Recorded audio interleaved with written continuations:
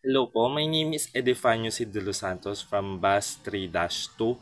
Ngayon ay i-discuss namin ang Chapter 12 along with my group mates Juliana, Maureen De Los Santos, Mara Patricia Garganta, and Karen.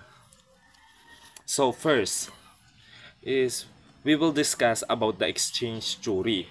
So yung exchange theory, sinasabi yung idea ng exchange theory as a social dynamic ay nagsimula with utilitarianism.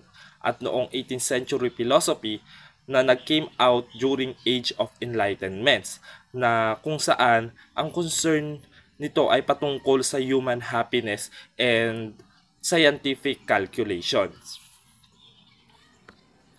So si Jeremy Bentham, he stated about the principle of utilitarianism. He also argued that happiness and unhappiness ay nakabase daw sa dalawang sovereign master of nature. Ito ay yung pleasure and pain na nararamdaman ng isang tao.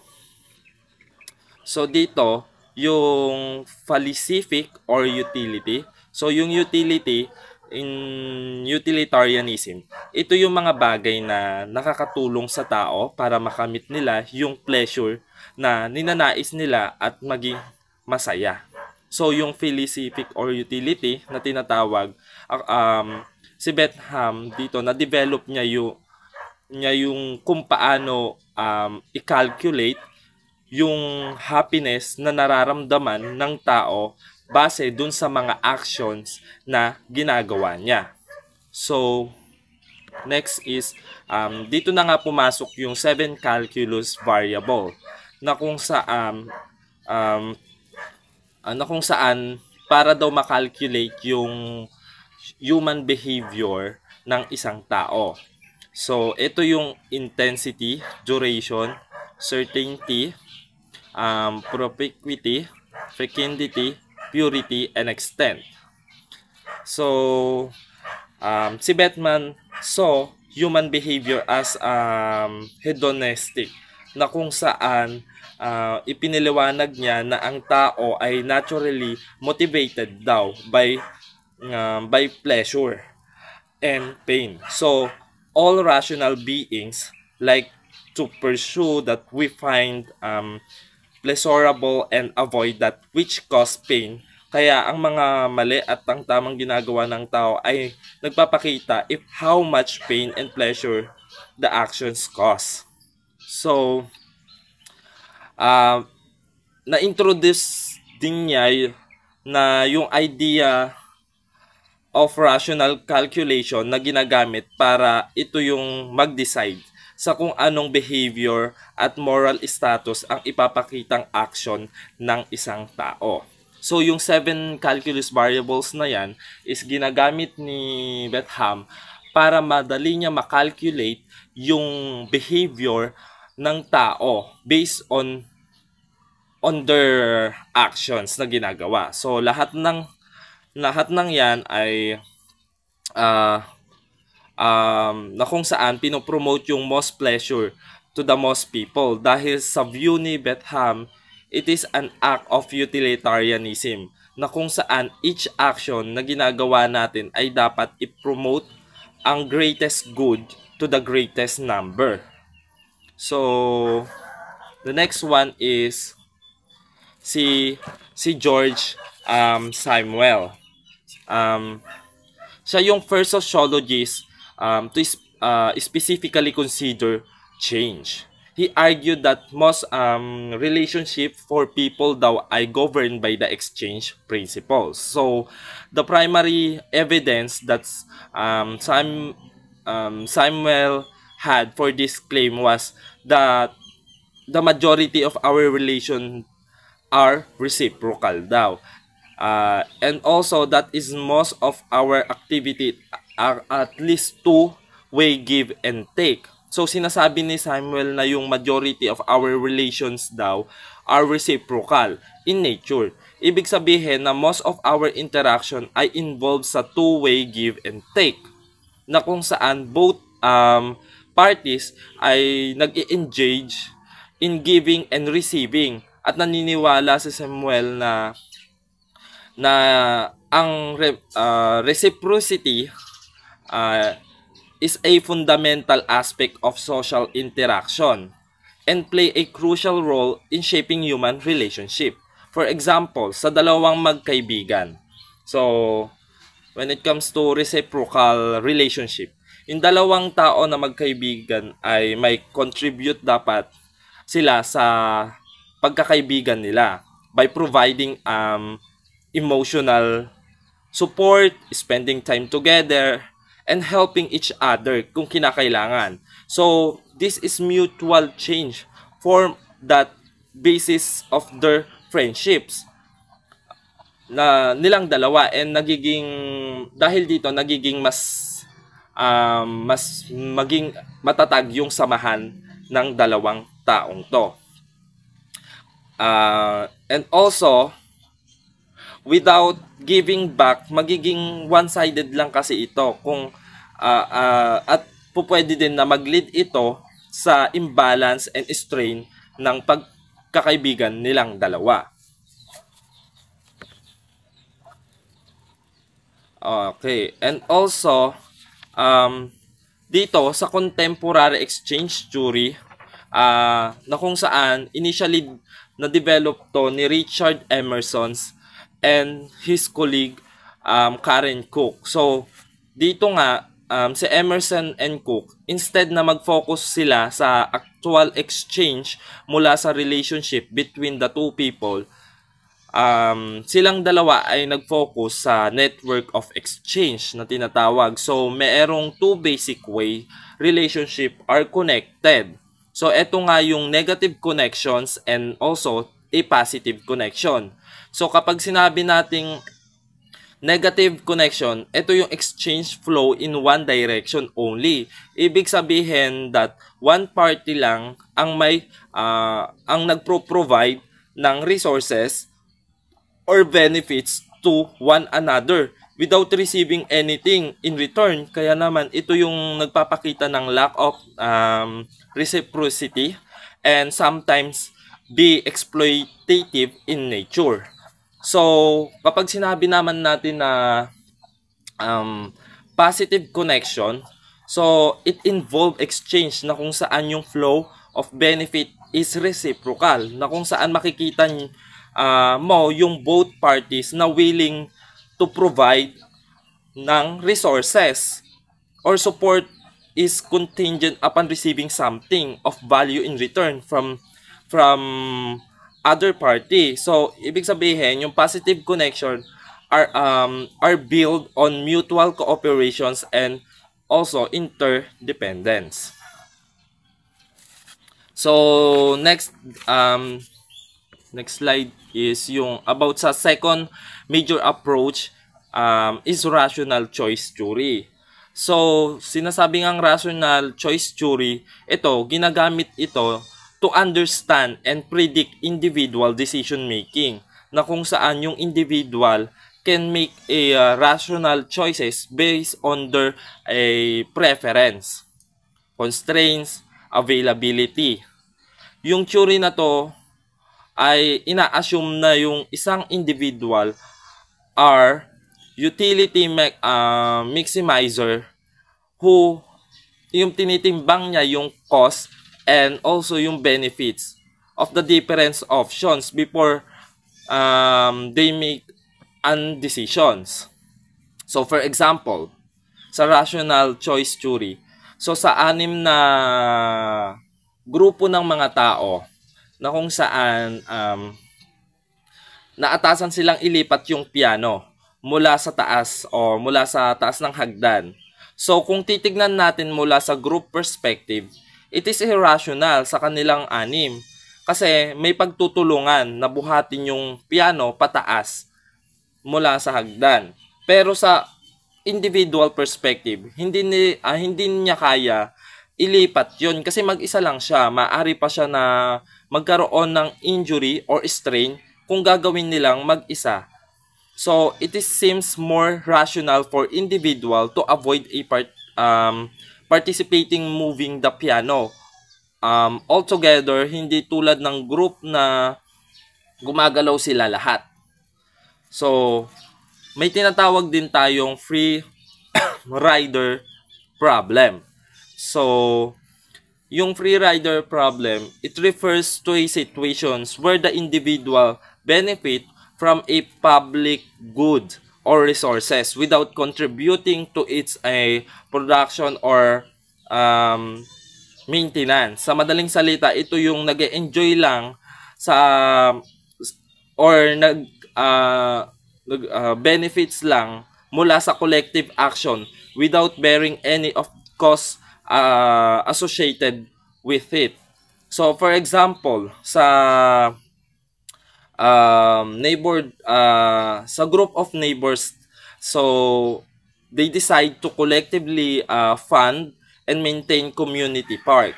Habang ang ilang neighbors naman niya ay nagko-contribute sa fair sharing mula sa upkeep of the park. So, may isang individual na mas pinipili niya na hindi mag-contribute financially. Pero nag-e-enjoy siyang gamitin yung park, yung facilities. So, ang tawag sa taong to is free rider problem. Kasi wala siyang nako-contribute pero nakikinabang siya. And the next one is about kay George Homans Chury.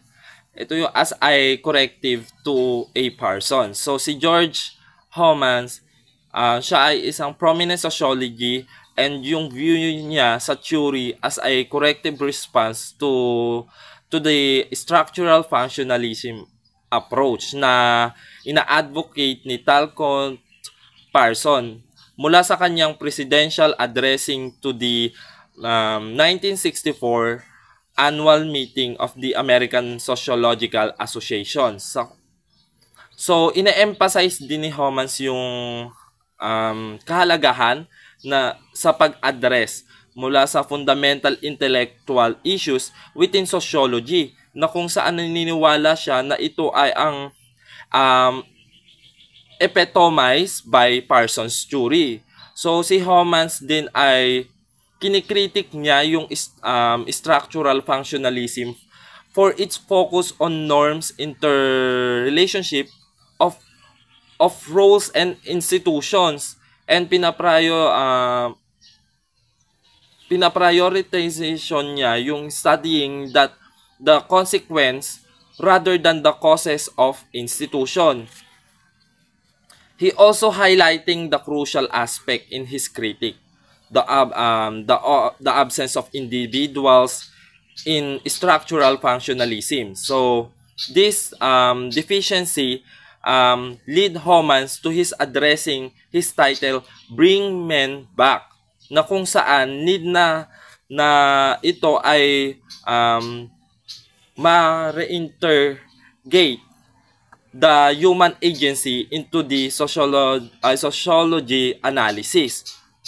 Example, sa context ng educations, sa structural functionalism perspectives, we might analyze education institutions solely based on their functions within a society. So, it would also argue that in shaping and influencing the role of individuals, the teacher and administrator,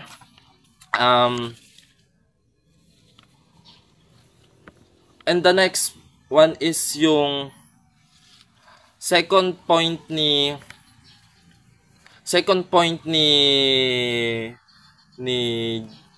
Homans, na that person Chury is not theoretical in the scientific sense.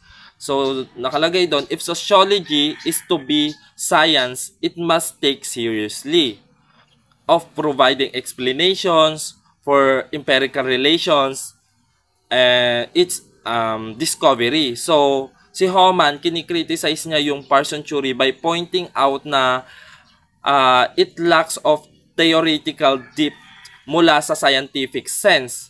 At sinasabi pa niya na for sociology to be considered a science, syempre it must not only observe and describe empirical relations, but also provide explanation for these relationships.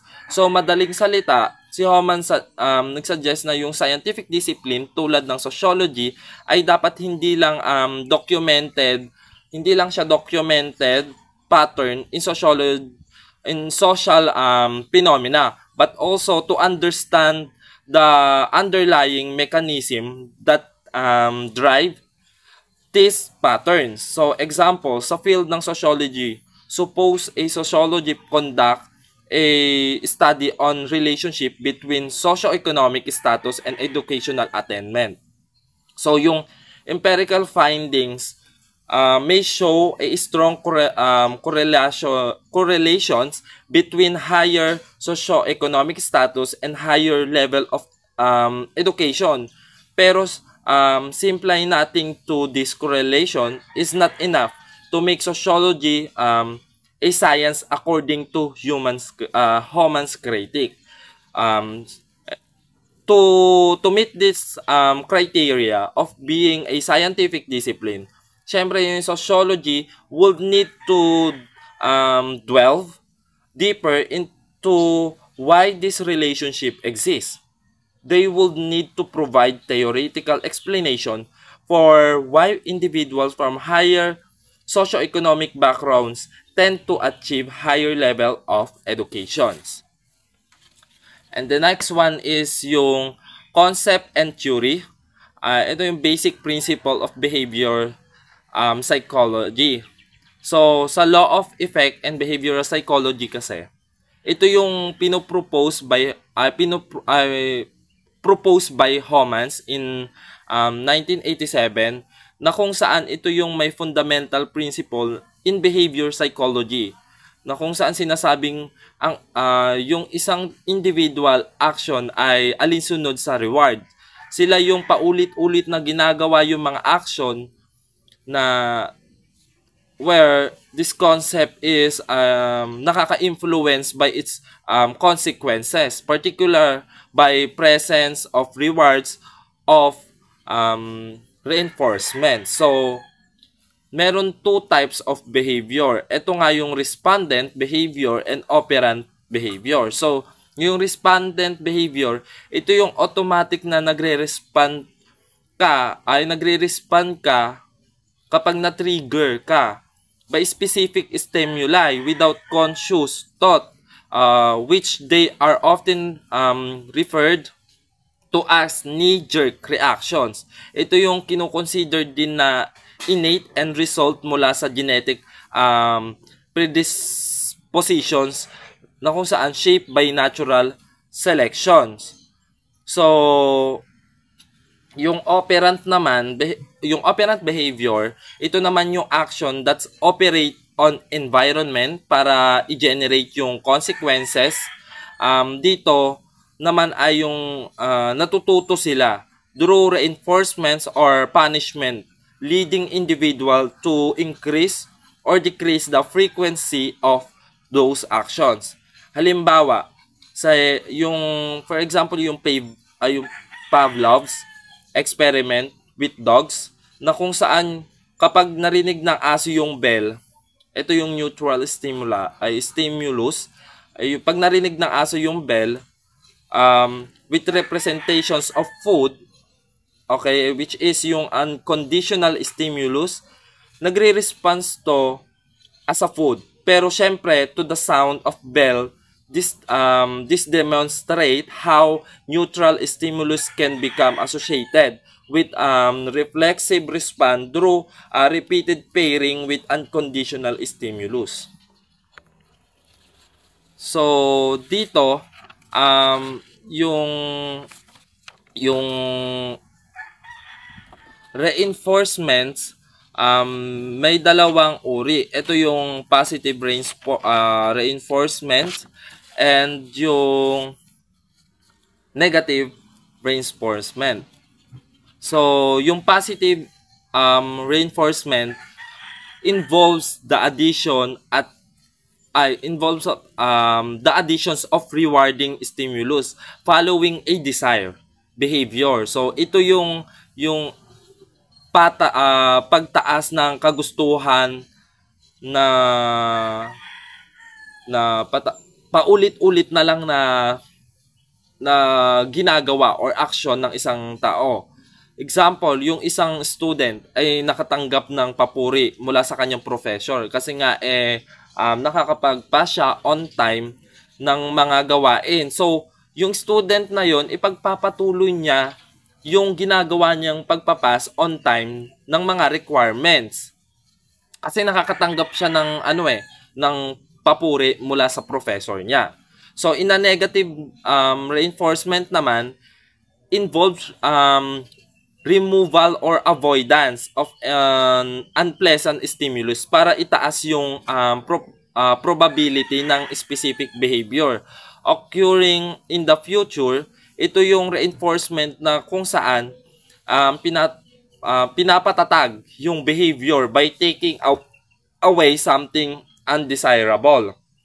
Example, yung isang driver fasten his seat belt to stop an annoying beeping sound in the car. So, by buckling up, ito yung desired behavior na kung saan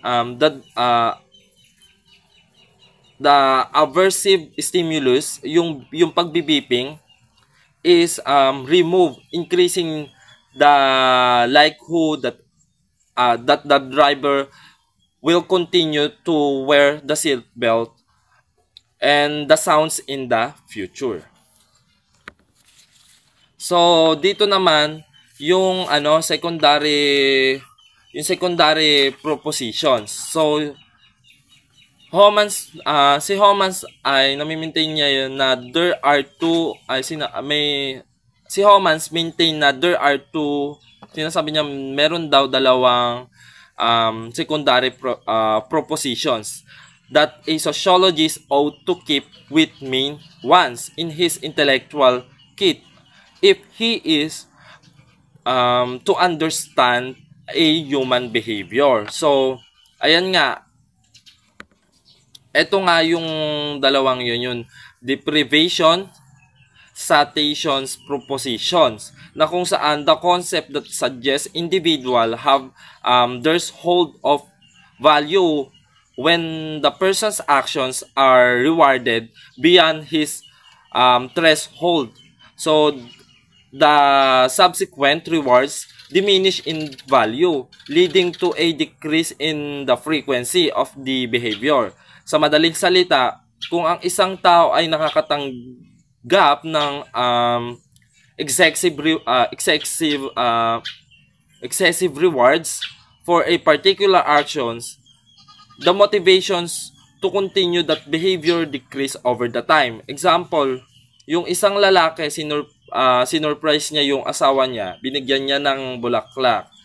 Okay, pag uwi ng bahay, syempre, yung reaction ng asawa niya is parang overwhelming positive siya. So, napapalundag siya sa tuwa. Akin namang tatalakayin ang concept and theory ng social change. So, papakilala ko muna si Peter Blah. Siya yung born on February 7, 1918 in Vienna, Austria. Si Blah became a U.S. citizen in 1943 and he served in the U.S. After the war, Blah attended school and was awarded his PhD from Columbia University in 1952. Peter Blah held professorships at the University of Chicago, Columbia, and the State University of New York at Albany, at the University of North Carolina at Chapel Hill. So, Blah published hundreds of articles and 11 books, and he received numerous awards for his contribution to sociology to society. Social change. Social changes are different from the economic because they lack specificity, they require and build trust. They are meaningful and social benefits are detached from the source. So, ano nga ba ang social change? So, kapag sinabi nating social exchange, ito yung tumutukoy sa pagpapalitan ng benepisyo o halaga sa pagitan ng isang individual o sa isang relasyon. So, dito tinatalakay ang pagpapalitan ng mga tao sa mga bagay. So, halimbawa na lang ng suporta, pagmamahal, at ang higit sa lahat, respeto na binibigay ng bawat isa sa kapwa at ito din yung nagkisilbing ugnayan nila sa isa't isa. Meron ding 4 ways of social exchange. So, pinagsama ko na yung number 1 tsaka number 2. Social exchange of the suffer from the lack of specificity, we must of necessary trust the other reciprocate. This implies the relationship that includes social exchange and almost all to build up slowly over time. So, ito yung pagbibigay ng tulong ng wala kang hinihinging kapalit. So, pagbibigay ng tulong na batay sa mga ambag ng isang individual. So, pangatlong way of social exchange is the way we are using it here, meaning it implies the significant. So, ito naman yung pagbibigay ng tulong mula sa isang miyembro ng isang grupo na kung saan kailangan nilang tulungan yung bawat isa.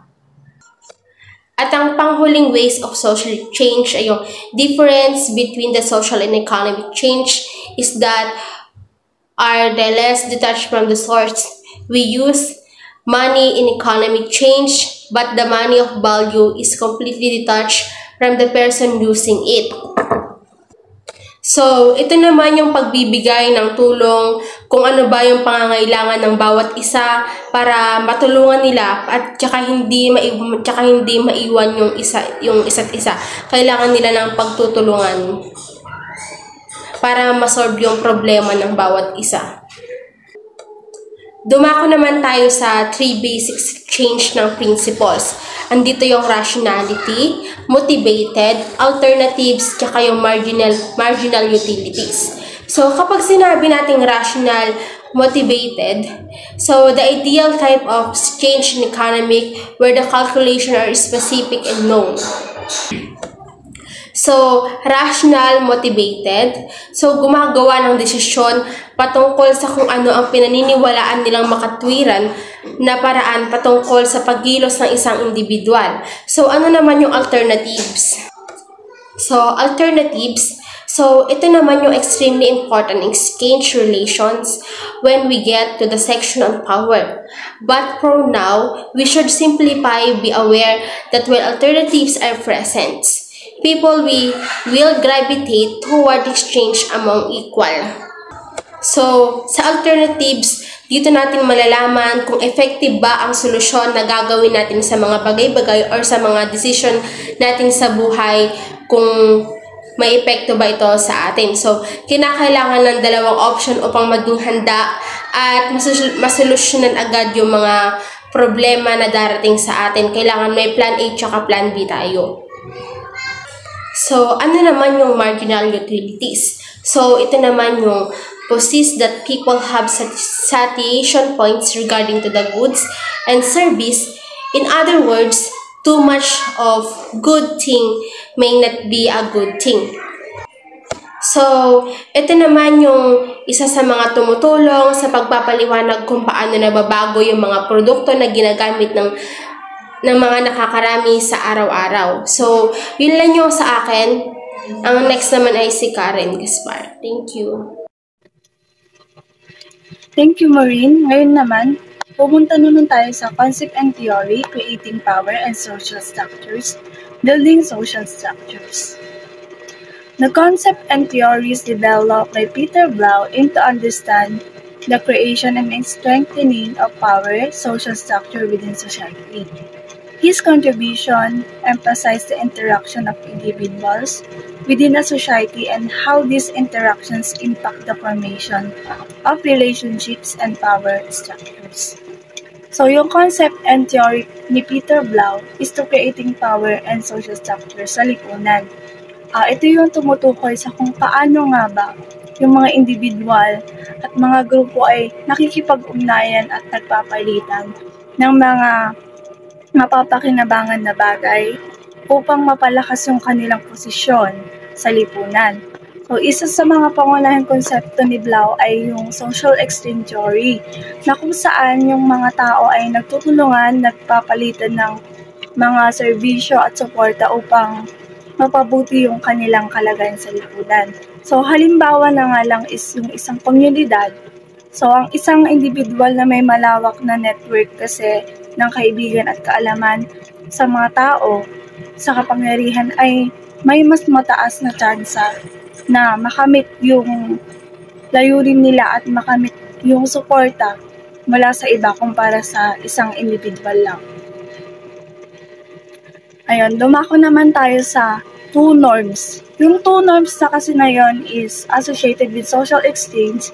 So, ito yung the norm of reciprocity na sinasabi na batay sa paniniwala na ito, yung mga tao na mas malamang na makikipagtulungan sila at makisali sa mga pakikipag-ugnayan sa lipunan kapag inaasahan nila na makakatanggap ng isang bagay bilang kapalit.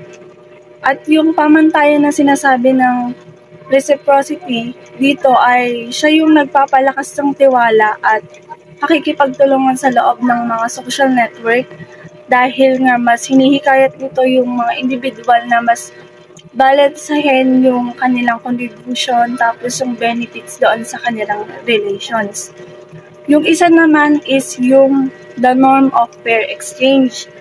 According kasi kay Blau, yung pananaw niya sa norm of fair exchange is gumagana siya sa parehong micro at macro na antas ng lipunan na kung saan yung mga individual ay mayroon siyang posibilidad na maghanap ng pantay na pagpapalitan sa relasyon nila para mapanatili yung balance at yung maiwasan din yung pagsasamantala o hindi patas. So sa macro naman, dito naman hinuhubog yung pamantayan ng isang istrukturang institusyonal at yung mga sistema ng mga panlipunan na tinitiyak yung mga pinagkukunan at sa pagkakataon naman na yon, na ipamahagi ng patas yung iba't ibang grupo at yung individual. So, ayun yung pagkakaiba ng 2 norms according kay Peter Blau.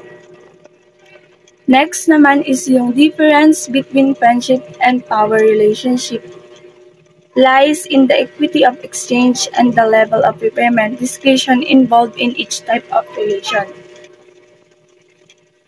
So, ito yung dalawa, yung equity exchange na sinasabi na dito na ito yung mga pagkakaibigan na binubuo nila yung isang pagkakapantay-pantay o balanse sa pagpapalitan ng suporta at sa emotional nilang connection sa bawat isa. Dahil di ba nga sa magkakaibigan ay mas nararamdaman ng iba at nag-aambag ng halos parehong halaga lang ng natatanggap mula sa relasyon. So, na nagpapatibay ng tiwala, pag-unawa, at saka iba pa. So, sa repayment discretion naman, ito naman yung kadalasang may mataas na antas ng specific return on their investment, na ibig sabihin ay mas lamang na magbigay ang mga magkakaibigan ng hindi umaasa ng kapalit. So, nagtitiwala sila na ang relasyon ay nagtatagal at imbalances sa palitan ay matutugunan siya sa paglipas ng panahon. Yun lang naman, and dumako tayo sa next report. Good day. Ako si Juliana Isabel C. de la Cruz from Batch 3-2 and I am tasked to discuss yung concept theory of Randall Collins, which is divided into 3 parts. Yung topics that will be tackled is as shown on the slide. Emotion, the generalized media of exchange, interaction that will chain, hierarchies, and the virtualized social structure. I suggest makinig kayong mabuti since hindi ko naman nilagay lahat sa PPT. Ito ay for guiding and visual purposes lamang. So, let's begin. Randall Collins. Randall Collins, an American contemporary social theorist na na-mention siya sa Chapter 9, discussing yung theory of conflict, pero Dito, sa chapter 12, we'll be discussing his theory of exchange. Now, Collins, throughout his studies, there's this belief, yung belief na there is a strong individual component that manifests to his theories. Yung individual has great impact dun sa kanyang theories. Pero pag sinabi natin individual, Collins isn't interested sa psychological process ng isang tao. His inclination is towards the existence ng conception natin to what an individual is, on how we define every individual. He is doubtful dun sa idea ng individual. He points out yung social and cultural context ng tao, yun ang nagdedictate sa variation on what we meant as individual. That there is a poor focus dun sa social science research. There are two ways to understand his point. Yung first is to understand what we mean by the individual. Yung individual daw ay isang social point at which various social identities meet. For example, kapag tinanong ka kung sino ka, ang madalas mong sagot is nag-consist ng age, gender, sexuality, friendship, marital status, and so on, as if it will define who you are. Pero, however, those answers are forms of social categories daw. Yung common answers na ito, according to Collins, ay a reflection of social-political organization rather than the essential characteristics. The second way to understand his point is individuals varies by social context. Yung entire idea ng isang individual ay product ng political, religious, and social change na nag-occur over time sa mga past centuries. Yung idea ng individual came about noong sinubukan i-define daw ng Western societies yung individual as a result individual rights. Nag-occur yung idea ng individual dahil sinubukan i-define ng Western societies yung human rights ng bawat individual. Yung good example for that is yung Magna Carta noong 12th century, 1215, a medieval Latin term for Great Charter of Freedom. It possesses great influence as sa history ng human rights since included sa codified 3-article ng book, yung right of due legal process that we usually take for granted today, at yung Bill of Rights no 1689 sa England following the dethronement of the unpopular king. The bill serves as the model for later bills of rights and continues cited in the legal proceedings. Tapos yung US Declaration of Independence noong 1776 ay good example din ng kung paano sinubukan ng Western societies to define individual rights. Lahat to, according to Collins, ay yung nag-encourage ng idea or in a way, naging paraan para mabigyan ng emphasis na merong individual. Together with moral responsibilities na tinalaga noong nagkaroon ng Protestant Reformation at sa pamamagitan ng capitalism through consumerism. The next slide, individual defined by Randall Collins. Ito yung quote na binigay niya. The human individual is a quasi-enduring, quasi-transient flux in time and space. It is an ideology of how we regard it proper to think about ourselves and others, not the most useful analytical starting point from microsociology. Ngayon, kapag sinabi natin quasi, it means resembling, having some but not all of the features of something. Meaning, ang individual daw ay both enduring but at the same time lasting only for a short period of time.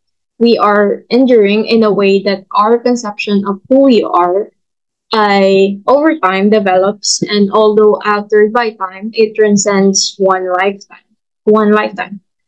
Si Randall Collins, mas ay interested siya sa kung ano ang nangyayari, yung interaction between people rather than what's within an individual. Pero on a broader sense, dahil ang focus niya ay yung broader elements of the situation. Yung broader elements between the interaction of people. His way of how he views society is rather different. Para kay Collins, social structure and system are heuristics. That is, they are aids for discovery. Kapag sinabi natin heuristics, it is the fancy term for rule of thumb. It is broadly accurate guide of principles. Heuristics are mental shortcuts that allows people to solve problems and make judgment quickly and efficiently. Thus sabi ni Collins, under daw ng social structure at system, it allows individuals to discover. For the arguing na pwede natin gamitin daw yung structures and social system to make generalizations sa kung paano umiral ang mundo, at yung formal organizations or yung class structure by making appropriate comparison and analysis of its own. Behind all this heuristics is yung number of face-to-face situation accumulated over time and space that brings forth social structure, to which Collins quoted as built up by the aggregation of many interactions over long periods of time and large portions of geographic space. Enough na tayo sa introduction. Mag-proceed na tayo din sa first part ng concept and theory ni Randall Collins. Yung emotion, the generalization, media of exchange. Randall Collins' interest includes kung paano na-produce one of his interests is yung kung paano na-produce, kung paano nabibigkis at nanatiling buo at kung paano sila nasisira yung society on the basis of emotional factor rather than the rational behaviors. How they are linked through emotions, yun yung focus, yung interest ni Randall Collins. How they are, in terms of social exchange naman, his focus is to understand how emotion forms the basic motivation and outcomes of an exchange. Also, how each individual situated exchange is linked together to form macro-level structures of inequality. Sa concept na, as basis of there is three long-standing critiques of the exchange theory. Si Collins used the emotion as, Collins used the emotion as the base of three long-standing critiques of exchange theory. The first one is exchange theory has a difficult time accounting for altruistic behavior. He includes the definition of altruism as uncalculated consideration of regard for or devotion to others' interests. A question is presented kung halos lahat daw ng interaction natin are exchange-based at kung lahat ng exchanges ay naka-base sa self-motivated actors that are making rational calculation for profit, paano naging possible yung altruism within extreme exchange theory? Collins claimed that actors are actually selfish in altruistic behavior, meaning he or she gains more profit or gains some profit from being altruistic, having or showing an unselfish concern for the welfare of others can bring beneficial consequence upon them. The second one, the second critique is yung evidence suggesting that people and interactions are rarely rational or calculative. Para suportahan, nag-cite si Collins ng work nila Goffman at Garfinkel na yung idea of bounded rationality sa organizational analysis at psychological experiments that indicate na kapag yung tao daw ay humarap sa isang problema na kinakailangan ng kanilang rasyonalidad, they often use optimizing heuristics instead. Since nabanggit na natin kanina yung heuristics, in times of crisis, they can function or present to be a sufficient answer to such problem. Pero hindi siya yung most rational answer to solve the crisis. Ganun yun nangyayari daw. Yung totoong nangyayari, hindi talaga rational or hindi nakapag-isip ng ayos kung ano lang yung nag-pop up na pwedeng maging solution dun sa crisis. The third one is there is no common metric or medium of exchange. Money is the metric and medium of trade for exchanges involving economical produced goods and services. However, money isn't general enough to embrace all exchanges, all goods and services.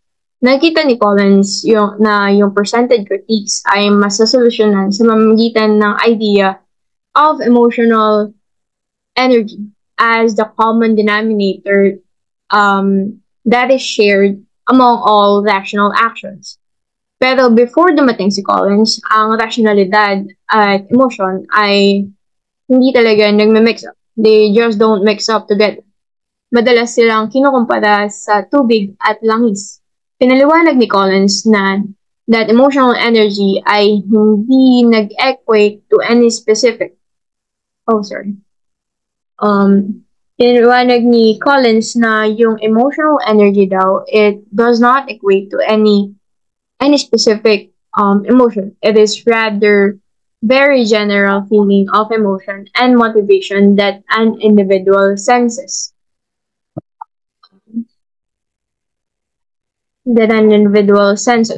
It is the amount of emotional power that flows through one's action. Collins conceptualizes, parang fuel siya that motivates an action, or siya yung mismong flow through one's action. Siya yung emotional power that flows through one's action. Yun yung emotional energy. Collins conceptualizes emotional energy as running on a continuum. Kapag sinabi natin continuum, ito yung umiiral at nagbabago sa paglipas ng panahon o depende sa panahon. Na maaaring mag-umpisa sa pinakamataas na level na ng confidence, enthusiasm, and good self-feelings sa pinakamababang hangganan tulad ng depression, lack of ambition, and negative self-feelings. Yung idea ng emotional energy ay may halin tulad sa psychological drive, but emotional energy is based on social activity. Yung emotional energy can start from feeling the highest feeling, yung confidence, enthusiasm, and good feeling. At pwede siyang mag-start din or dun sa pinakamababang emosyon, pinakamababang state, o yung depression, lack of ambition, and negative state. There is no specific emotion kapag sinabi nating emotional energy. Basta siya yung emotional power that flows lang dun sa certain action na ine-enforce ng isang individual. Next is Collins argues that emotional energy is general enough to encompass all exchanges, stating that yung emotional energy is an underlying resource sa lahat ng exchange goods at services. Mas basic pa daw ito kaysa sa money dahil siya yung nagsisilbing motivation sa likod ng lahat ng exchange. People engage in altruistic behavior because of emotional exchange that they receive in exchange. Also, Collins state that yung idea ng emotional energy can solve the problem of of lack of rational calculations. As Randall Collins notes na yung tao daw aren't generally observed making rational calculations during interactions. Hindi, they are, imbes na maging o kumilos as rationally calculative, he quoted, human behavior may be characterized as emotional tropism. Kapag sinabi natin tropism, ito ay yung involuntary movement na by an organism that is a negative or positive response to a stimulus. Yung example na na-mention sa reading material ay yung response ng mga halaman sa sunlight. Kung paano nag-react positively yung stems and leaves to the sun by reaching towards it, at kung paano nag-react negatively yung roots kapag nilipat ito sa panibagong lupa. Concluding that people emotionally feel their way and through most interactions. Next one, the second part, nasa second part na tayo, which is yung interaction ritual chains, IRCs.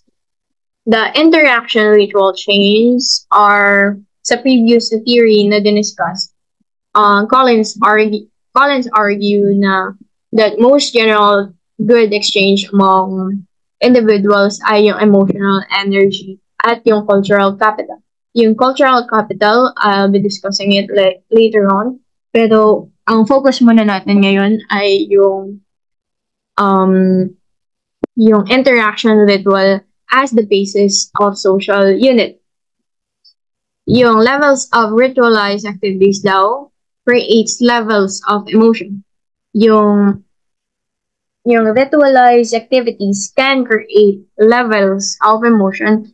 It varies by co-presence, common emotional mood, and focus of attention and barriers to outsiders.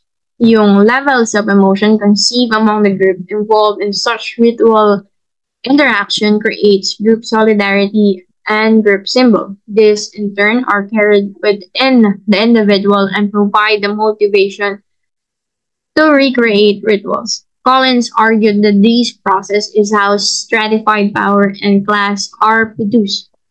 For Collins, rituals are pattern sequence of behavior that brings four elements together: yung bodily co-presence, barrier to others, mutual focus of attention, and shared emotional mood.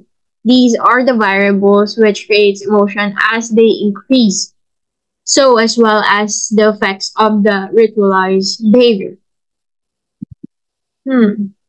Listed within the reading material yung 5 main effects ng interaction rituals, which is yung group solidarity, group symbols, standards and feelings of morality, individual energy, and the individual cultural capital.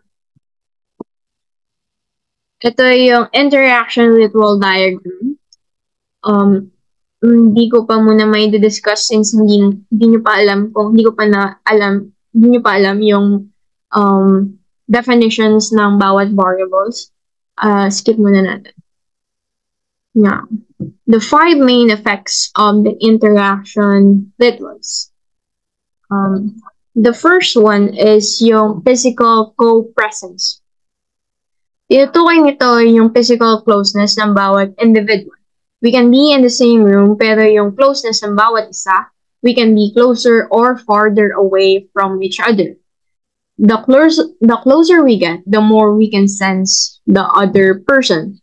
Durkheim added, the very act of congregating, pag sinabi natin congregate, meaning together, pagsasama ng masa, is an exceptionally powerful stimulant.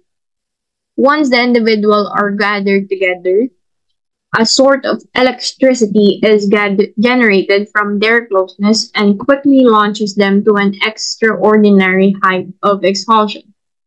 Bodily presence appears as theoretically necessary because the closer people are, the more easily they can monitor one another's behavior, the more easily for them to connect. Now, the next variable is yung involvement or shared focus of attention. Ito yung common ground that the group stand with. The degree to which participants are attending to the same behavior, events, objects, symbols, or idea at the same time. As we share involvement, dito natin nakita yung bodily cues, eye movement, how emotions are shared and expressed by the other members of the group, and how others are easily drawn in or away from such interaction. All these variables contribute to the formation of rhythm and timing. Nag-result lahat ng pagpa-participate from bodily cues, eye movement, how emotion, yung pag-witness mo nun ay nagpo-form na at pagpa-participate dun sa mga activities ay nagpo-form ng rhythm and timing which intensifies the interaction. Collins added that the key to successful ritual is the human nervous system. Yung key sa successful rituals is that human nervous system becomes mutually attuned. Nangyayari ito kapag sa loob ng isang grupo na nagpa-practice ng kanilang ritual or culture kapag physical natin ginagawa o ginagaya yung another individual rhythm, nagkakaroon ng syncing. They sync together, they become as one, become physically entrained. Ngayon, pag sinabi nating rhythmic entrainment, ito yung visible bodily pattern that becomes engraved sa ating daily life. Activity. After participating sa several successful rituals, yung bodily patterns may be in effect be large and noticeable, pero pwede rin siyang maging maliit lang yung impact. Pero after just a short period of time, it will appear, kahit na maliit lang yung impact, it will appear in a short period of time kahit na wala sa loob. It is usually nangyayari to kapag wala sa loob ng individual. Nagagawa niya unconsciously yung pattern, yung impact sa kanya nung isang ritual. According sa reading ng material, it takes 0.2 seconds in duration para sa isang tao na maging aware sa isang bagay using yung 6 senses niya. Yung sight, sound, touch, taste, or smell, and so on. And during such situation, entrainment occurs below the level of consciousness, which indicates that people literally feel their way through intense ritualized interaction. Yung entrainment na sinasabi ay nangyayari below the level of consciousness ng isang tao. Meaning, na i-experience ng tao yung such activity through feeling things.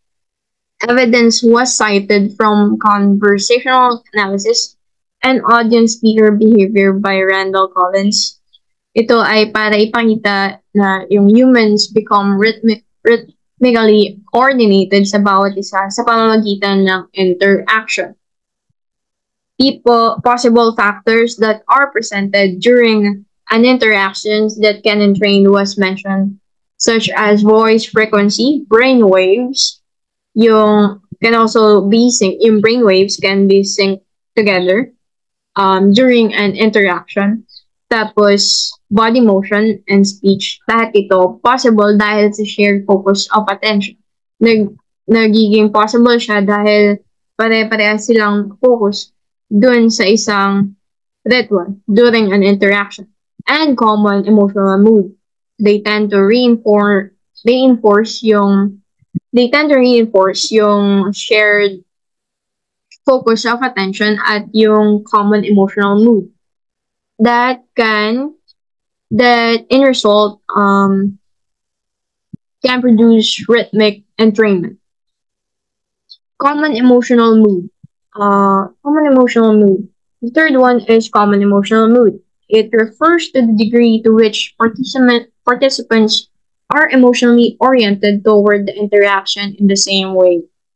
Hindi mahalaga kung anong klaseng emosyon yung presented. Hindi mahalaga kung anong klaseng emosyon yung present within an interaction. What is important is yung kung pare-parehas ba sila ng nararamdaman. With that being said, meron daw upper and lower limit to ritual intensity. Turn taking. Turn taking is isa sa factor that has an inclination to become entrained. Ito yung pagsasalita ng isang tao sa pagsasalitan ng isang tao. Yung speed which turns takes vitally important. Yung speed ng turns takes vitally important sa isang ritual. The time between statement is successfully conversational will hover around 0.1 second. Kapag yung time interval between turn ay malaki ang agwat, even if 0.1 seconds. Even if naging 1.0 lang, sobrang konti lang ng agwat. Malaki yun kung i-measure mo sa level ng entrainment. The interaction daw will be experienced as dull and lifeless kapag nagkaroon ng gap between dun sa interaction. And so as a result nung gap between na nangyari dun sa ritual, nagkakaroon hindi na form yung solidarity within the group. Kaya time intervals are given emphasis sa activity of turn taking. Dahil kapag nagkaroon ng gap or dead air, doon nawawala ng sense o halaga overall yung interaction since napuputol yung connection. Pero kapag yung mga conversational statements go in the other, so tapos tayo dun sa problem dun sa time interval. Ngayon naman, kapag yung conversational statements go in the other direction and overlap or interrupt one another, then the conversations breaks down. Same result as the latter mentioned, there would be no solidarity. Equally, yung gantong klase ng conversational statements ay considered to be an arguments. Arguments yung sa first example, it is a turn taking. Ngayong second example, napuputol yung nagkakaroon ng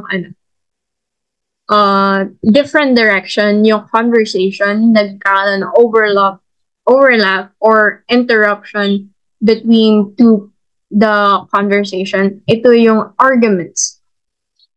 Ayon kay Collins, solidarity process are much easier to form than conflict process dahil daw yung conflict is much easier to organize at a distance. Sinosolve yung problem kapag yung issue at a distance. Mas mahirap siyang mag-form ng solidarity through conflict. Next one is yung ritual barriers. And being physically co-present, it must likely to bring about the other variables, namely yung shared focus of attention, and in the same manner, the co-present aids in production of the ritual barriers. Nagkakaroon tayo ng ritual barriers. Okay. Ngayon, kapag sinabi natin ritual barriers, nagre-refer siya sa barriers to outsiders. Nagkakaroon ng ayaw niyang papasukin yung outsiders na gustong mag-join dun sa group niya because nagkaroon ng sense of belongingness yung individual. Nagkaroon ng gusto niyang sa kanya lang yung ano na yun, yung yung connection na meron sila. Ngayon, it is the symbolic and it is the symbolic or physical obstacles we put up to the other people attempting to join our interaction. The time, wait lang po. Kapag nagre-refer, it is habang in-enforce nila yung barriers surrounding their one specific interaction, na mapasok ng iba in a way na it increases or promotes a sense of belongingness to the interactions that the participant experience. Barriers to outsiders refers to the symbolic or physical obstacles we put up to the other people attempting to join our interaction. A good example for this is yung sports events and musical concerts that are yung musical concerts. Notice that there are 5 ngayon na 4 pa lang yung variables na discuss ko dito within the slide. At yung notice that there are 5 effects coming out dun sa emotional energy that is produced in rituals. The next is yung interrelated group effects. Pakita ko yung chart. Sorry. Ayun. Ayun yung co-presence. Yung tatlong na-discuss ko na is yung common emotional mood, barriers to outsiders, shared focus of attention.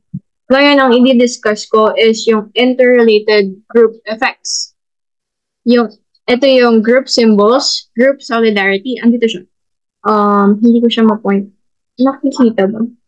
Ito siya. Nakikita ba ng cursor? Pang-4 dun sa nakahilerang box na co-presence, barrier outside, collective, yun, group symbols, group solidarity, standards of morality. Ito yung interrelated group effects. Number 1, the group symbols. Yung group symbols. Group symbols are used to anchor social emotions attained dun sa interaction na naganap within the group. The greater the level of collective effectiveness, effervescing. Kapag sinabi natin effervescing, that the greater the level of collective effervescing that's created in rituals, the greater will be the level of emotion that the symbol comes to represent. In short, yung group symbol can be called as a collective symbol dahil siya yung nag-embody sa collective value ng group.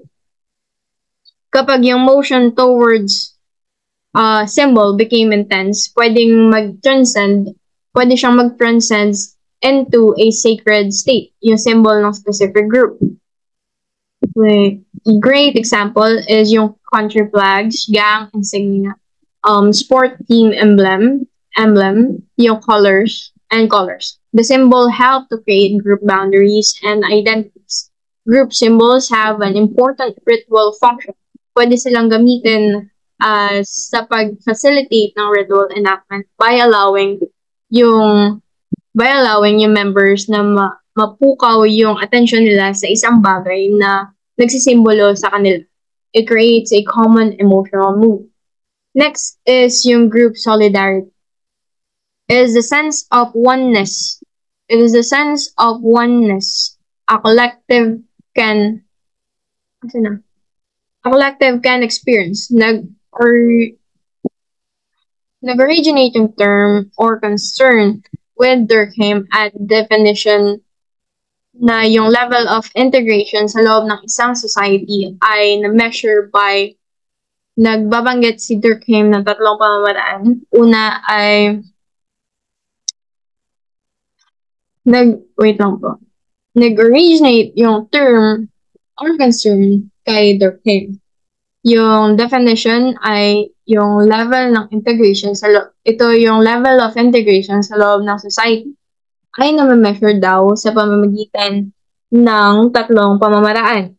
Una, yung subjective sense of we-ness na ng bawat isa, ng bawat individual sa pamamagitan ng individual perception natin sa pagiging isa, bilang isa sa society. Sumunod, yung dalawa ay yung constraint of individual behaviors for the group good of and the organization of social units.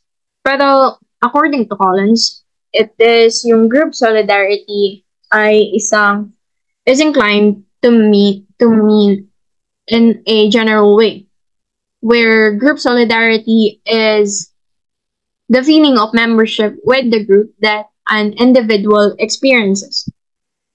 Yung nagiging parte ng isang kabuuan, yung pagiging parte ng isang kabuuan, ang ibig sabihin ni Collins sa term ng group solidarity. Pero kailangan nating tandaan, ang pinaka-importanting part ng definition ni Collins is that yung sense of membership ay nakabase sa emotion. Yung pagiging parte ay nakabase sa emotion. It is derived from creating high levels of collective effervescing. Yeah. Kapag sinabi natin collective effervescing, ito ay isang sociological term, concept coined by Emile Durkheim. Ito ay kapag ang isang komunidad ay sa isang pagkakataon nagtitipon at nagkakaroon ng interaction, communication at the same time, thought, and participate in the same action. It is the feeling of energy and harmony when people are engaged in a shared purpose.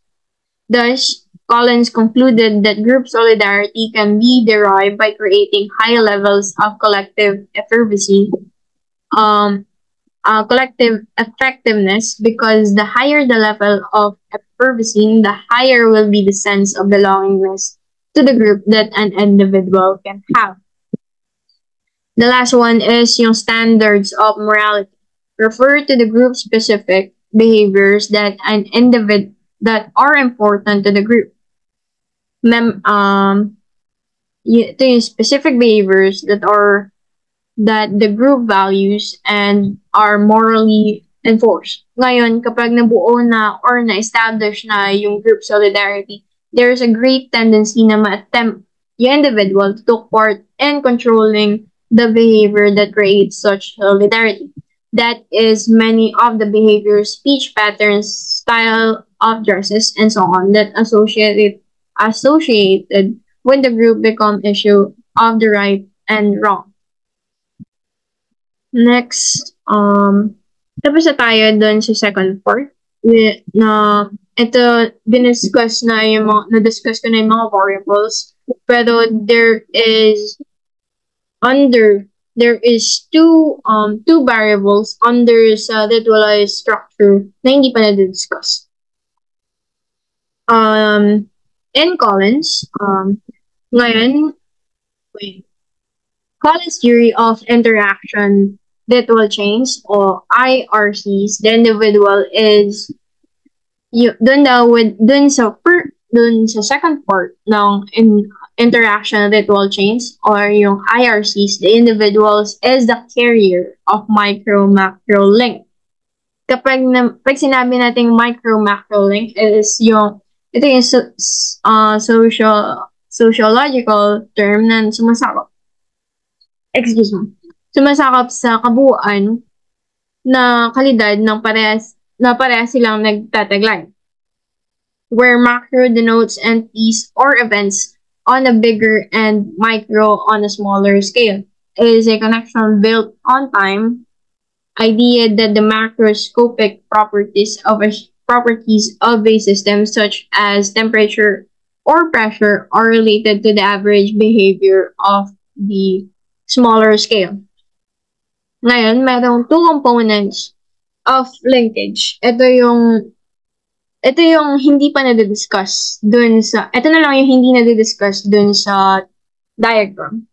Ito yung emotional energy, EE, at yung cultural capital, which is CC.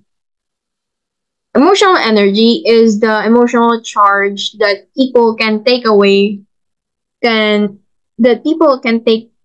with them from an interaction. Ito yung pwedeng yung na-attain ng bawat individual na nanggaling sa isang interaction.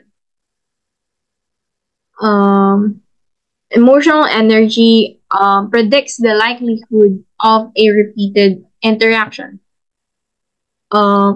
Kapag yung isang individual ay nanggaling sa isang interaction with as high or higher emotional energy kaysa nung siya ay pumunta, nung first time niyang pumunta sa isang interaction, then it is normal para sa isang individual na maghanap ng katulad na interaction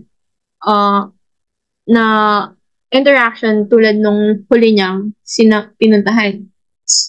Thus, emotional energy predicts the likelihood of an individual, the likelihood of an interaction to be repeated. Emotional energy also sets the person's initial involvement within an interaction. Who are people entering an interaction who are charged up with emotional energy will tend to be fully involved and more readily able to experience rhythmic entrainment and collective effervescence. Next one is yung cultural capital. Cultural capital. It is a shorthand way of talking about the different resources we have to culturally engage with other people. The idea of cultural capital covers a full range of cultural items. It includes kung paano tayo magsalita, kung paano tayo manamit, maglakad, at yung asal natin. In short, anything that culturally involves or link us with others. Colin listed 3 kinds ng cultural capital. The first one is yung generalized cultural capital. It is the individual stock of symbols that are associated with group identity. Kung titingnan sa diagram, great deal of generalized cultural capital comes from interaction ritual. Pero, ito yung idea. Hindi nagpo-form yung cultural capital without dun sa interaction rituals or ng isang group.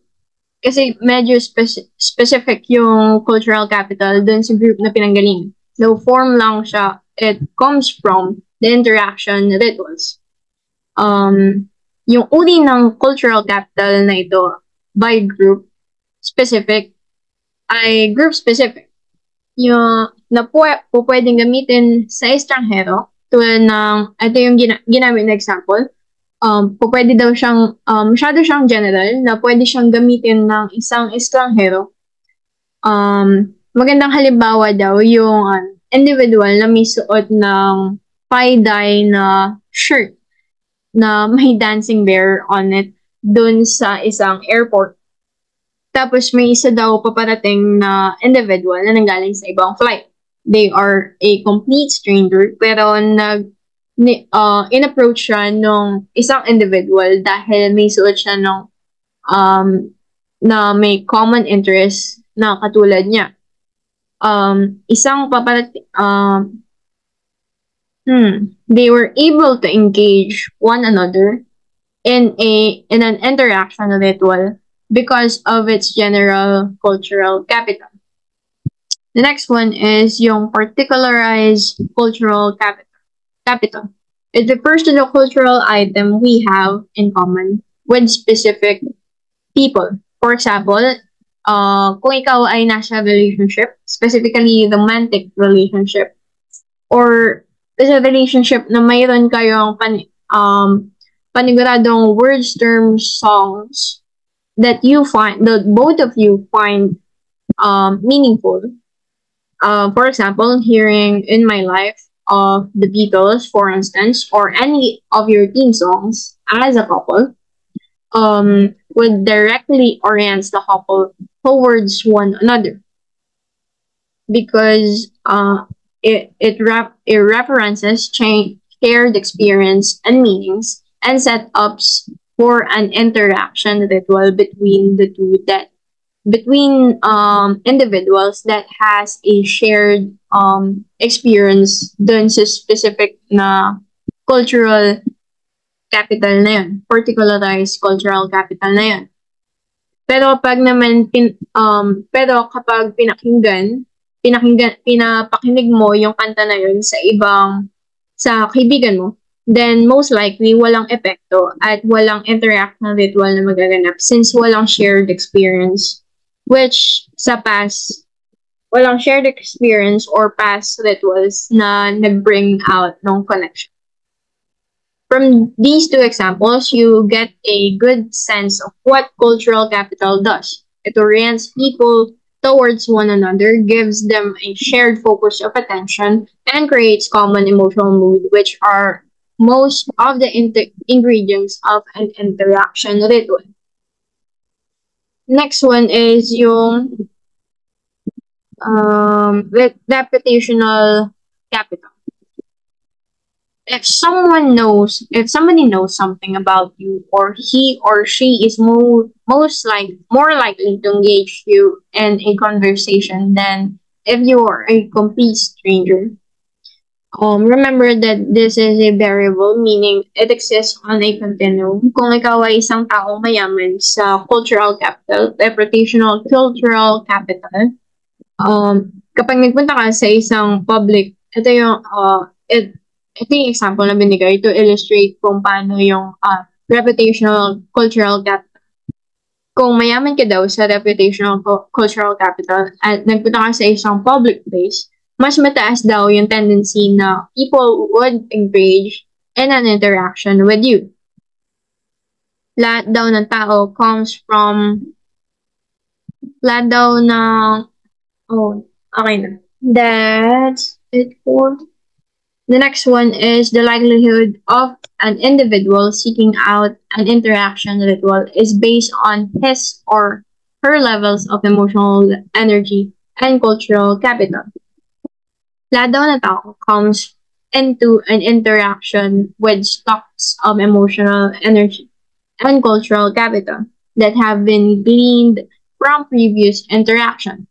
Yung likelihood daw or possibility ng isang individual seeking out an interaction ritual ay nakabase sa kanyang levels of emotional energy and cultural capital. Since nabanggit ko na sa first part na yung emotional energy is the emotional power that flows through one's action, thus yung emotional energy is what fuels an action at nakadepende yung pace or yung possibility na magawa yung isang act or interaction sa intensity nito. At yung likelihood naman daw ng dalawang tao na makapag-interact sa bawat isa ay based on both the similarity of their stocks and their perceived probability that they might gain either emotional energy or cultural capital from the encounter.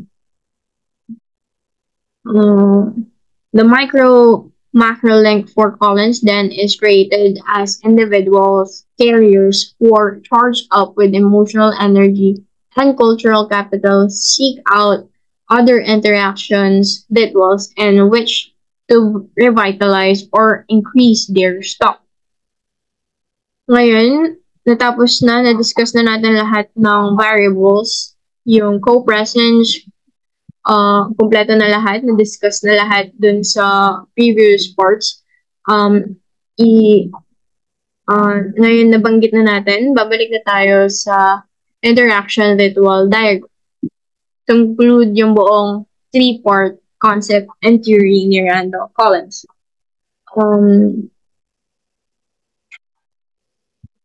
Dahil natapos na natin i-discuss yung meanings ng variables, we'll be discussing naman yung kung paano nag-interact,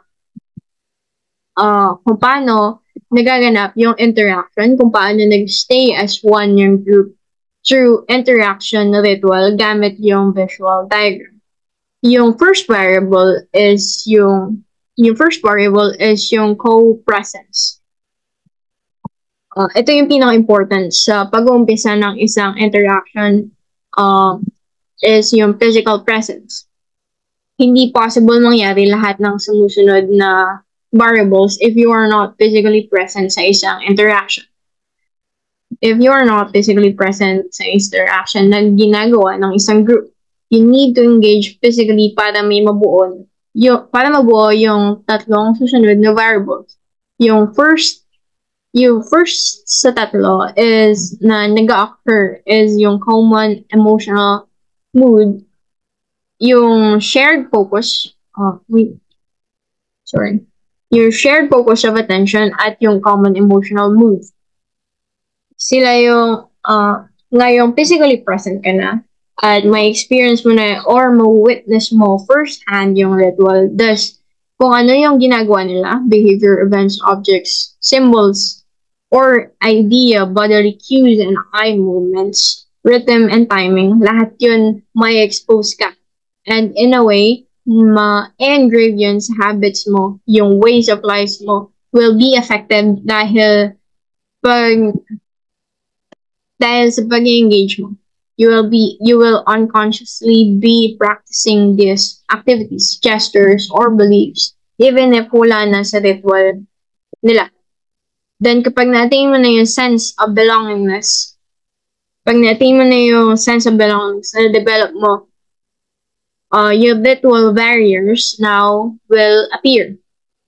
Natulungan ka na mag-attain ng sense of belongingness dahil dun sa pag-participate mo, dahil this common emotional mood, shared focus of attention. Now, magkakaroon ka na ng barriers to outsiders. Pagiging protected. Yung ritual barriers, yun yung pagiging protected mo. It will promote symbolic or physical obstacles that we put upon other people attempting to join our interaction. Lahat ng variables simula sa co-presence hanggang sa tatlong nag-ensuite siya, nag-generate siya. Ngayon, after mong ma-produce, ano tawag dito? Kapag umabot ka na dun sa point na na-attain mo na yung from co-presence hanggang dun sa barrier of outsiders, yung tatlo, nagpo-produce siya ng collective emotional energy. And since yung emotional energy equates to emotional power that flows through one's action, it encourages for group symbols, solidarity, and standards of morality to exist. Na-discuss ko na to, ulitin ko na lang, yung group symbol ay yung symbol that we use within group that we belong to anchor our social emotion. It represents a group's values and identity. Yung group solidarity is yung group solidarity represents membership. Forms when the individual experiences a sense of belongingness or the feelings of membership sa group ng pinag-participatean niya. At yung standards of morality refers to the group-specific behaviors na pinagpahalaga ng isang grupo at yung rules that are morally enforced. Ngayon, yung last two variables, yung individual emotional energy at yung individual cultural capital, na yun yung group that the group that you belong at, yung practice, beliefs, moral values, and standard develop into a cultural capital that will connect you to other individuals. At yung individual emotional energy naman is the individual stock of symbol that are associated with group identity. Notice that may arrow coming out dun sa dalawa. Yung individual energy at yung individual cultural capital. Sila yung um, since na-engrave na yung identity mo, yung culture, beliefs, and practices mo ng isang particular group, ito na yung nagbabound sa'yo to stay and create another co-present. And that is how interaction rituals become linked and chained together. Nagkakaroon ng cycle dahil dun sa engraved identity na-attain through participating sa isang interaction ritual. Ito din yung nag-encourage you to continuously create another co-present onto the interactional ritual system. And that's all for that's all. I am Juliana Isabel Sila Cruz from Mass 3-2. Thank you for listening. Good afternoon everyone. I'm Mara Patricia C. Garganta from Bus 3-2 at continuation lang to nung report ng mga nauna. So, finally, nakabot kayo sa dulo. Ang itatopic natin naman dito is kung ano nga ba yung concepts and theory, the ritualized production of stratification about kay Collins. So, stratification, dito na natin kinakategorize yung mga tao into rankings or based on factors like wealth, income, and education or family background and power. Merong binigay siya dito na matatopic na is yung deference and demeanor. So, kapag sinabing deference, ito na yung pagbibigay natin ng respeto dun sa tao.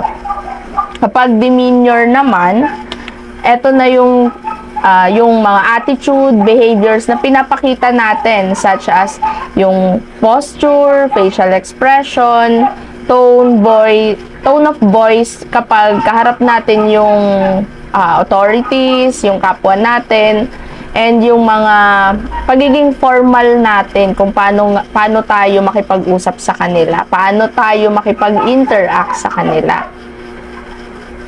Ngayon naman, pumunta tayo sa vertical dimension of power and yung horizontal dimension of network. Kapag sinabing vertical dimension of power, ito na yung power sharing, the power of the central government. So, andito na papasok yung demeanor and deference natin, kung paano natin ipakita yung or pagbibigay ng respeto sa central government o yung may mga authority. Gaya nung national and local government, yung highest government is yung national and yung local government naman is yung lowest. While mamaya matatopic naman natin yung kung ano yung horizontal dimension of network. And explain na muna natin yung apat na principle na binigay na vertical power dimension. Una dyan is yung order giving. Ang order giving ay sinasabi dito na the occupational position of people runs on the continuum of order giving and taking. At the high end or those who do not take orders from anyone but give orders to many. At the low end naman are those that only take orders and do not give them. So, sinasabi dito na kapag ikaw ay nasa position or mas mataas yung position mo, ikaw yung nagbibigay ng order, tumatanggap ka rin ng order from mas may power sa'yo or yung mas mataas pa yung authority sa'yo. While kapag nandun ka naman sa yung mababang posisyon ay ikaw yung tumatanggap ng power, ikaw yung tumatanggap ng order, rather, ikaw hindi ka nagbibigay ng order sa iba. Or hindi mo pwedeng utusan yung mas mataas na authority sa iyo.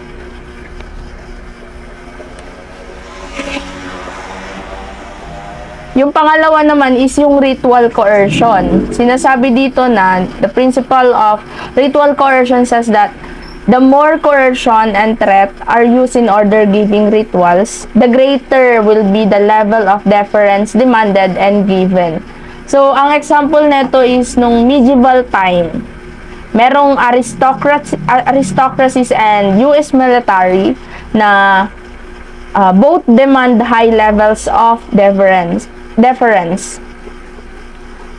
Tinatawag natin yung aristocracy ng Your Highness, My Lord, ganyan. While yung sa mga US military naman, sinasabi na tinatawag daw sila ng Ma'am, Sir, kasi nga, nandun sila may authority sila, or mas mataas sila doon sa mga sibilyan.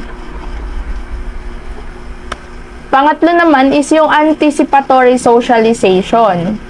Sinasabi dito na explains that individuals who look forward to occupying an order-giving position sometime in the future tend to identify with the culture even if they are presently order takers. So, kahit na mga order takers sila, nag-aim sila ng kumbaga sa future magkaroon sila ng promotion, umangat naman yung position nila, ganun. So, they will begin to perform the deference and demeanor ritual in keeping with their anticipated position. Siyempre, magpapalakas yan sa boss. May mga, yung iba pa nga, sorry sa term, pero yung iba magbibigay pa ng pasuhol sa boss, ganyan. Para, siyempre, papabanguhin nila yung pangalan nila. Para nga, sa future nga, magkaroon sila ng promotion dun sa position. Yung panghuli naman na principle of vertical power dimension is yung bureaucratic personality. So, dahil nga bureaucratic, ibig sabihin, eto na yung nagbibigay sila ng strict na rules and regulations. Kasi may tinatawag tayong front stage, or kailangan nating bumuo nung iba sa personal na iba sa personality natin, ganun. Parang, syempre, ikaw yung nasa position, kailangan mong ipakita na meron kang authority para sumunod yung mga tao dun na nasasakupan mo. So, dito, gaya na nga ng sinabi ko, they identify outwardly with the rules and regulations of the organization rather than inwardly believing in the overall mission of the group. And they tend to strictly enforce the rules and regulations on the front stage because it is the only stage that they control. So, dun lang daw sila, dun parang yun yung ginagrab nila na opportunity na yun. Kailangan, kasi nasa authority ako, parang meron akong kakayahan na mapasunod sila. Ganun. So, dun sa horizontal dimension naman of network, hindi na sinasabi dito yung ang central authority daw ay, 'di ba yung sa vertical dimension kanina, ang central authority is yung sa government or nasa position ka ng lipunan, ganyan, mataas na position sa lipunan. While dito naman sa horizontal dimension of network, sinasabi dito na yung mga taong nakakasalamuha mo na kung paano mo sila bibigyan ng deference and demeanor, paano mo ipapakita yung respect at pagbibigay ng respeto sa kanila. So, dito ang example is yung cloth. Yung cloth daw is made out of network of threads. 'Di ba? Para mabuo yung isang cloth, meron niyang sinulid, yung mga materials ba na bumubuo sa kanya bago muna siya maging cloth. At may sinasabi rin dito na diversity of threads and the density of the weave. Punta muna tayo sa diversity of threads. So, kapag ang cloth daw ay iisa ang kulay or same is true of social networks. Parang dahil iisa lang din yung kulay, pareho lang din yan ng mga social networks.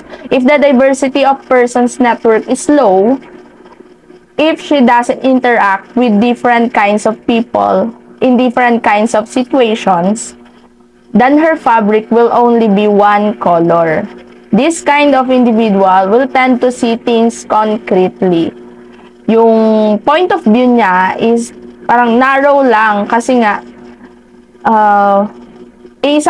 ilan lang yung nakakasama niya, isang tao lang yung nakakasama niya. So that her number of lifestyle alternatives few. The inverse is true as well. If an individual's social network reveals diversity, then her ideas and perspectives will be more abstract and encompassing. She will tend to be more accepting of others and diversity of lifestyle. Parang,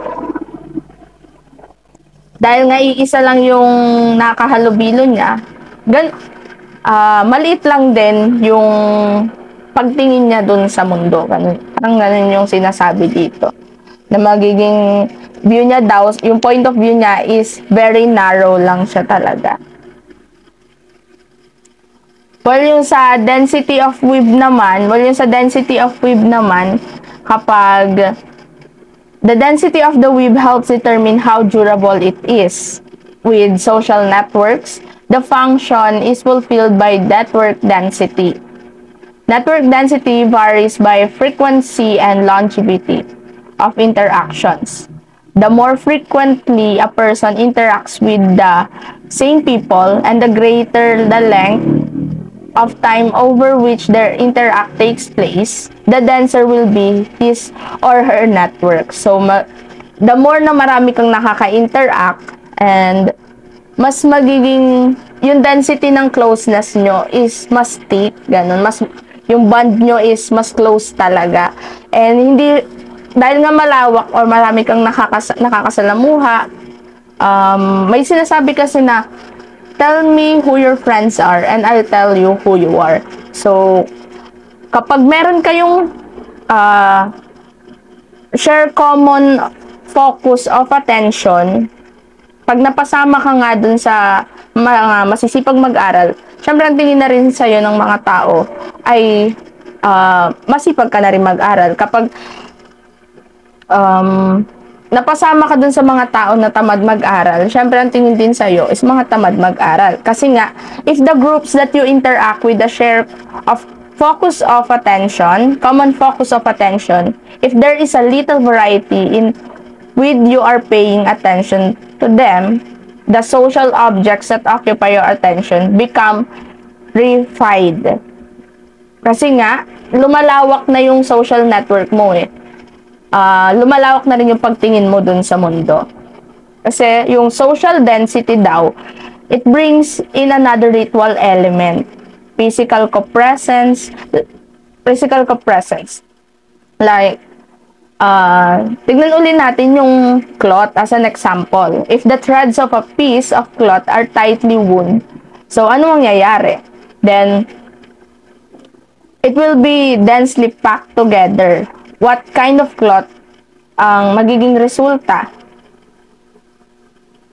The cloth would be tough, inflexible, and resilient. Dense interaction networks where people spend a great deal of time in one another presence tend to yield people with refined ideas. This is their ideas are seen as the only possible reality. Thus, people tend to be narrow-minded if their interaction pattern is not diverse. On the other hand, people tend to be more accepting and hold abstract rather than particularized beliefs if their interaction pattern is diverse. So, kapag malawak yung nakakahalubilo mo sa networks mo, lalawak din yung pagtingin mo sa mundo. Kapag hindi naman malawak or not diverse naman, magiging narrow lang din. Magi-stay ka lang din sa kung ano yung pinaniniwalaan mo and yung isa pang taong pinaniniwalaan mo. Yung pinaniniwalaan ng isa pang taong nakakahalubilo mo, magi-stay lang kayo dun. Kasi kayo lang yung merong interaction eh. Wala na kayong nakaka-interact na ibang ideas, wala na kayong ibang nakaka-interact na ibang tao na iba yung culture and beliefs. So, ngayon naman, yung reproducing class power na. So, sinasabi dito na yung junction daw ay a place or point where two or more elements are joined. So, ang example na to is a place or point of meeting an intersection of roads, especially where one terminates. Pangalawa is in something that joins other things together. He used the device as junction between the branch circuit and the main power line. So, ito yung magiging common ground nyo. Pareho. And sinasabi rin dito na kapag yung isang tao daw is high on both network density and power, ang mabubuong front stage niya or mabubuong personalidad niya na ipapakita niya sa tao is authoritarian. Yung dahil nga high on both network density and power na siya eh. Parang hindi na siya makikinig sa iba. Ang pakikinggan niya na lang is yung sarili niya. Ang ipapatupad niya na lang yung mga gusto niya. Kasi yun yung mabubuo na front stage mo. Yung pangalawa naman is kapag yung individual daw who is high on the power dimension but low on network ritual density is ang mabubuong front stage niya or personality niya is cosmopolitan o yung upper class personality. Yes, upper class personality sila pero ginagamit ng mga cosmopolitan yung influence and money nila to help others, to help other people or tulungan din yung mga taong nakakasalamuhan nila. Hindi sila makasarili kagaya nung authoritarian, hindi kagaya nung authoritarian na ang sinusunod niya lang is yung sarili niya. Dito sa cosmopolitan, andito yung tinutulungan nila yung ibang tao para mag-grow din. Hindi nila hayaang malimitahan lang kung ano yung pagkakaintindi ng mga ibang tao doon sa iba.